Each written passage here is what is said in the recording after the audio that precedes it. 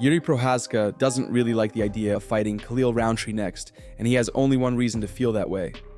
After his spectacular finish of Jamal Hill, Jiri managed to plant some seeds for a trilogy fight with Alex Pereira. He expressed his desire to get another crack at the champion immediately after his fight in the Octagon interview with Rogan, even getting a reaction cam of Pereira on the screen. A few moments later, when he was speaking with a reporter backstage, Jiri spotted Alex and made sure to have an exchange with him. The two shook hands, and the champion basically agreed to give Prochazka a third fight. So, vengeance is the only thing on Jiri's mind right now, as it relates to his UFC career. He wants to get a decisive and dominant win over the Brazilian, to avenge the two losses he suffered to him. With a slightly newer approach to his striking game, in which head movement and defense have took on a much more important role than ever before in his career, the Czech has one man in sight, and it's the champion. As far as Khalil or anybody else, he just views them as prey. Khalil Rountree is a good warrior. He's a great warrior. That will be, again, I think a great fight. It will be a good show. But right now I'm focusing for Alex. I'm fighting because some reason. I feel there is a true challenge. In Khalil Rountree, I don't see a true challenge. I see him in our fight, I will watch him not like a prey, but like somebody who I wants to hunt, because I saw his fight with Alex, and he's a fast, he's a smart, he have the cardio, endurance, but like I said, I need to see some reason in this fight. Michael Bisping and Paul Felder react to the announcement of Alex Pereira versus Magomed Ankalaev. This light heavyweight clash is one that fans have long been asking for. Many view this fight as the most difficult test in Pereira's career, and it's a position with a good amount of rationale behind it.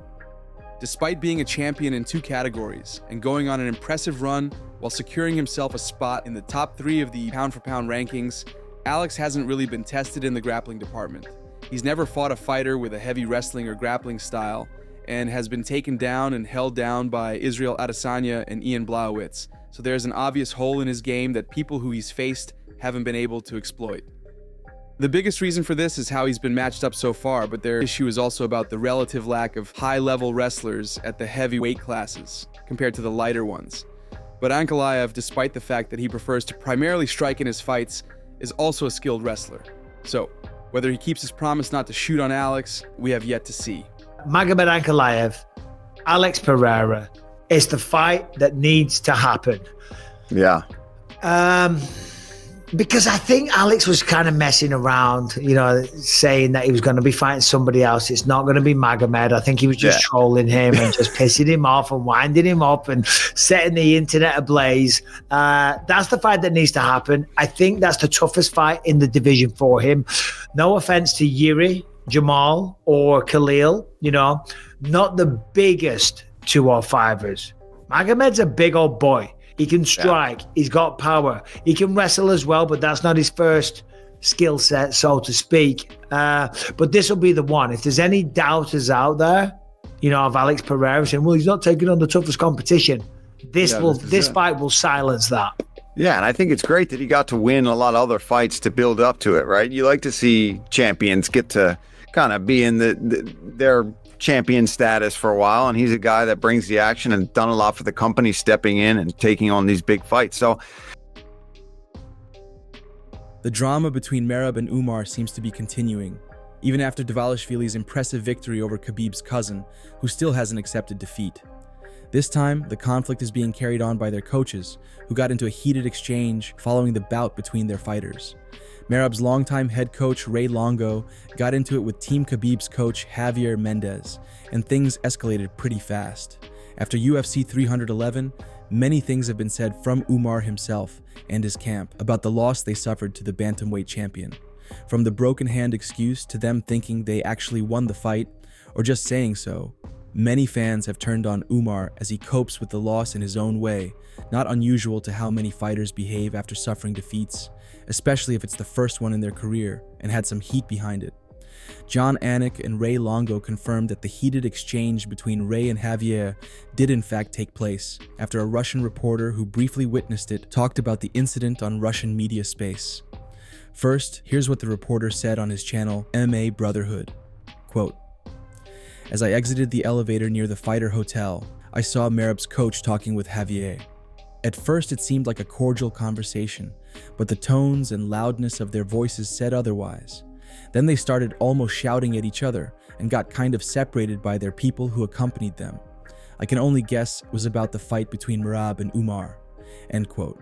So what exactly happened between the coaches of Merab and Umar and what was said, we don't know, but John Anik confirmed that this exchange did happen, and Longo tried to pretend that he forgot about it.